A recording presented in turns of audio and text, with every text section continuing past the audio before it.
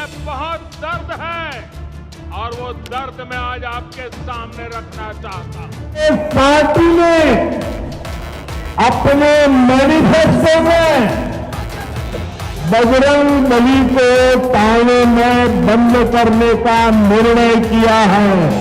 बजरंग बली तोड़ दो भ्रष्टाचार की नली।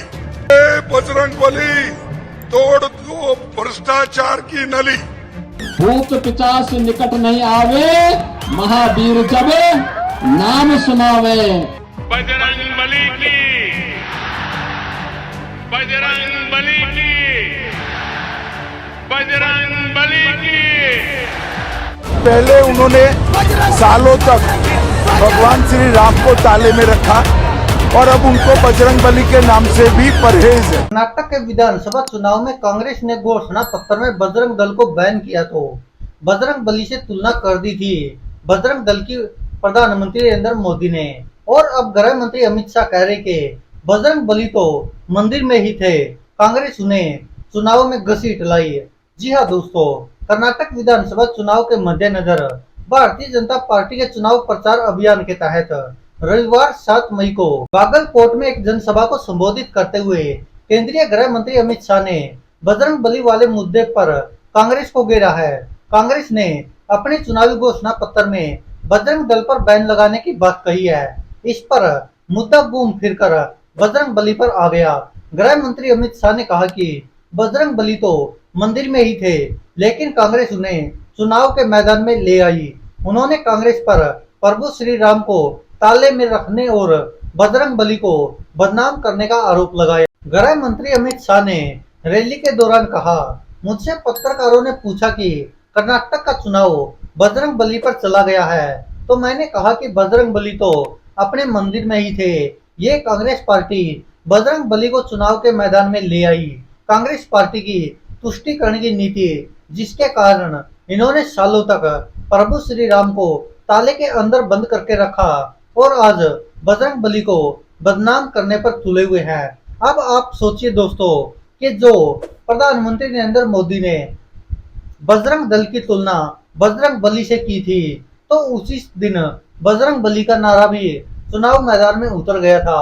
अब सोचिए कि आखिरकार बजरंग बली को चुनाव मैदान में कौन लाया, प्रभु श्री राम को कौन लाया चुनावी मैदान में, राम मंदिर के नाम पर वोट किसने मांगे। आपको याद है गोवा में भी श्री राम सेना नाम से एक संगठन था जिसको बंद किया गया। वहां भाजपा की सरकार थी, प्रधानमंत्री मोदी थे, तब तो मोदी जी ने कुछ नहीं बोला। क्यों? वहां पे तो श्री राम के नाम से ही सेना थी ना, तो उसको क्यों बंद किया गया। और अब बजरंग दल तो कांग्रेस साफ कहती है, जिस तरह से कांग्रेस नेता जयराम रमेश ने क्या कहा था कि हमने तो सिर्फ बजरंग दल को बैन किया था, बजरंग बली को उससे मत जोड़ो, बजरंग दल दंगे करता है इसलिए उसको बैन करना मजबूरी है। और उसका ताजा उदाहरण उससे अगले दिन देखने को मिल गया मध्य प्रदेश के जबलपुर में, जब बजरंग दल के कार्यकर्ताओं ने कांग्रेस के दफ्तर पर हमला कर दिया, जमकर तोड़फोड़ की, पत्थरबाजी की, सारा कुछ किया।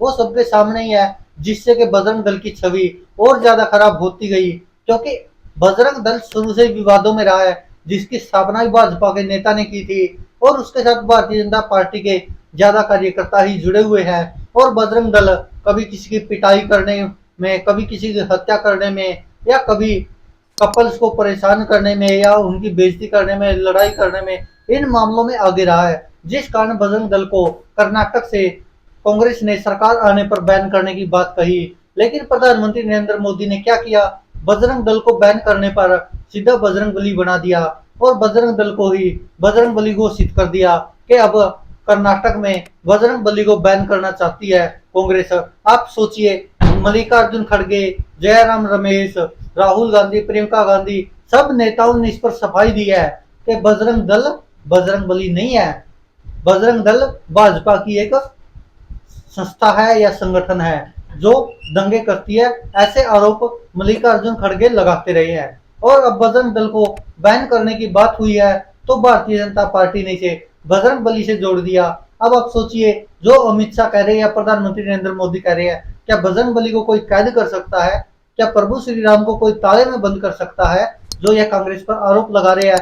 अगर वास्तव में देखा जाए तो भाजपा के शीर्ष नेता हिंदुत्व के नाम पर खुद का स्वार्थ पूरा करने के लिए हिंदू धर्म का सबसे ज्यादा अपमान कर रहे हैं। इसी के साथ केंद्रीय गृह मंत्री अमित शाह ने कहा कि पीआई पर बैन को कांग्रेस पचा नहीं पा रही है। पीएफआई पर बैन लगाकर हमने न केवल कर्नाटक देश में भी शांति कायम की है। और कांग्रेस ने भी घोषणा पत्र में कुछ ऐसी ही बात कही है कि पीएफआई और बजरंग दल दोनों को कर्नाटक में बैन करेंगे। केंद्रीय गृह मंत्री अमित शाह ने कहा कि हमने धर्म के आधार पर आरक्षण खत्म किया, इससे उन समुदायों के लिए आरक्षण बढ़ा जिन्हें इसकी ज्यादा जरूरत थी। कांग्रेस दावा कर रही है कि अगर वह सत्ता में आती तो मुस्लिम आरक्षण को 4% से बढ़ाकर 6% कर देगी। उन्होंने कहा केंद्र गोवा और कर्नाटक में सरकार होने के बावजूद कांग्रेस महादयी नदी के मुद्दे को हल करने में सक्षम नहीं थी। जब भाजपा की सरकार बनी तो हमने लंबे समय से लंबित इस मुद्दे को सुलझा दिया।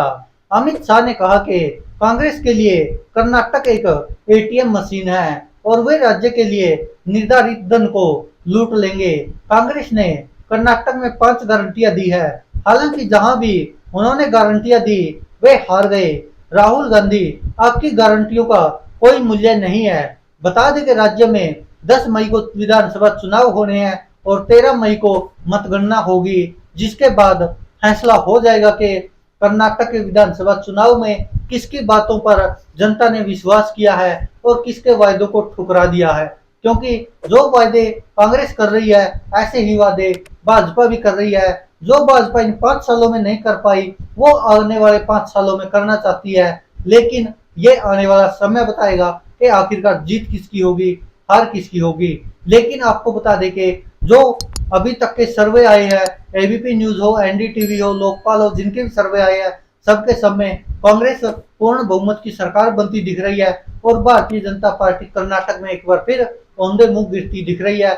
और उसका सबसे बड़ा कारण यह भी है कि भारतीय जनता पार्टी से कितने नेता, पूर्व मुख्यमंत्री जगदीश शेट्टार, पूर्व उप मुख्यमंत्री लक्ष्मण साउदी और भी बहुत सारे नेता जो भाजपा को छोड़कर कांग्रेस में शामिल हो गए और लिंगायत समुदाय के बहुत सारे लोग कर्नाटक में भारतीय जनता पार्टी को छोड़कर कांग्रेस में शामिल हो गए। और अब उत्तरी कर्नाटक में भी कांग्रेस काफी अच्छा प्रदर्शन करेगी, क्योंकि उत्तरी कर्नाटक में 90 सीटें हैं, जिनमें से 52 सीटों पर भारतीय जनता पार्टी का कब्जा है तो 32 सीटों पर कांग्रेस का कब्जा है। वही 6 सीटें जेडीएस के खाते में है। लेकिन अब की बार का चुनाव वहां पर बदलता नजर आएगा, क्योंकि लिंगायत समुदाय के बहुत सारे लोग अब कांग्रेस के साथ शायद जाते नजर आए हैं। और यह कर्नाटक की इतिहास रहा कर्नाटक का कि वह लगातार एक ही पार्टी को सत्ता में नहीं रहने देता और शायद यही कारण है कि अब की बार फिर